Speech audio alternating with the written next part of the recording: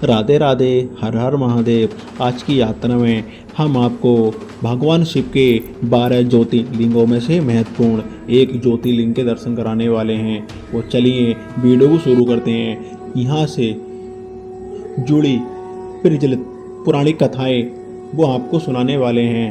ये स्थान ओमकारेश्वर भगवान शिव के 12 ज्योतिर्लिंगों में से एक माना जाता है।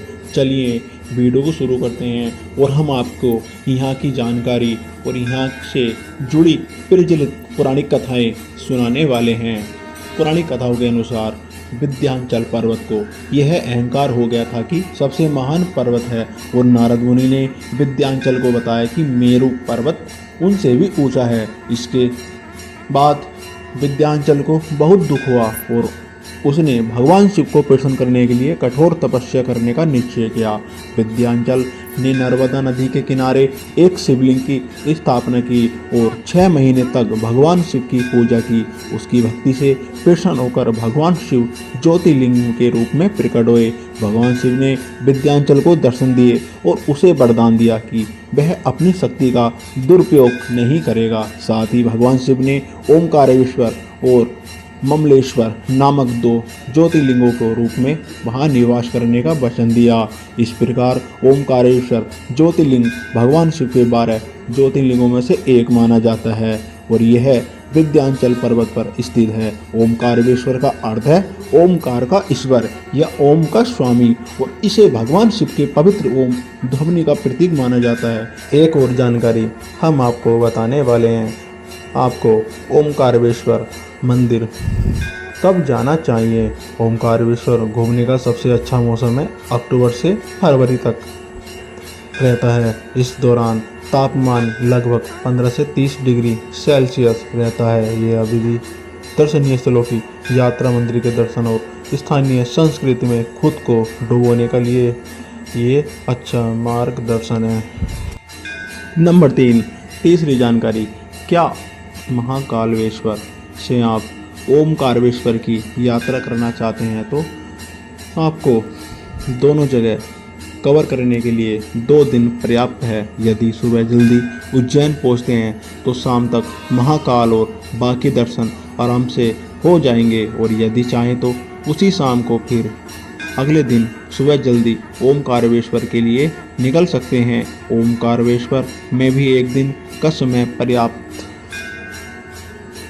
समय लगता है।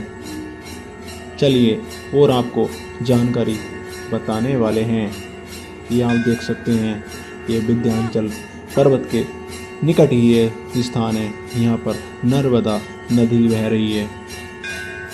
यहाँ पर लाखों की संख्या में श्रद्धालु दर्शन करने आते हैं और यहीं पर स्नान करते हैं। यहीं पर नाव चलती है।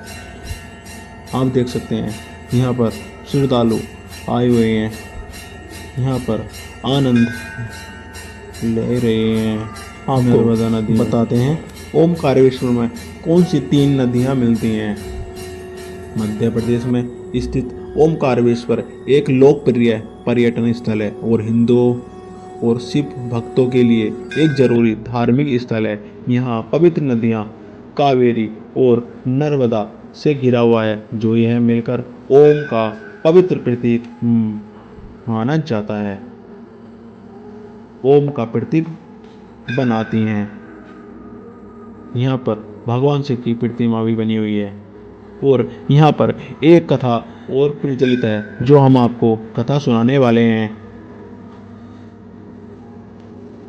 यहीं पर ओमकारेश्वर में आदि शंकराचार्य जी की मूर्ति है। आदि शंकराचार्य से जुड़ी एक सच्ची कथा प्रचलित है जो हम आपको सुनाने वाले हैं।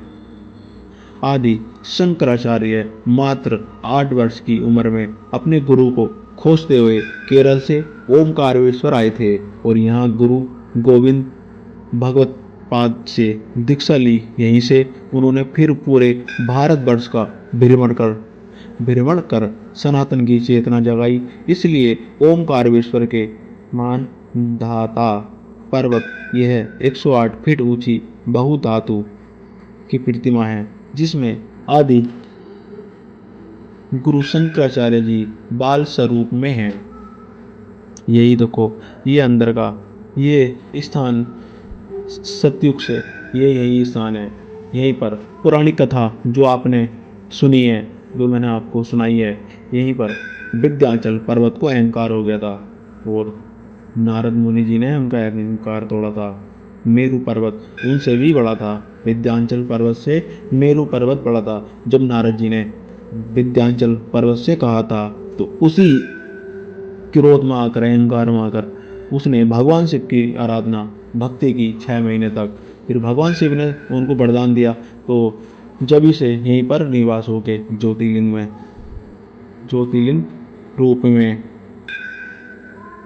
ये है ओमकारेश्वर मंदिर से जुड़ी प्रचलित कथाएं। और आप भी आना चाहते हैं तो यहाँ पर आएं और यहाँ पर सब सुविधा आपको मिल जाएगी। और आज का वीडियो हमारा कैसा लगा कमेंट बॉक्स में हर हर महादेव जरूर लिखें। मिलते हैं एक और नए वीडियो के साथ में।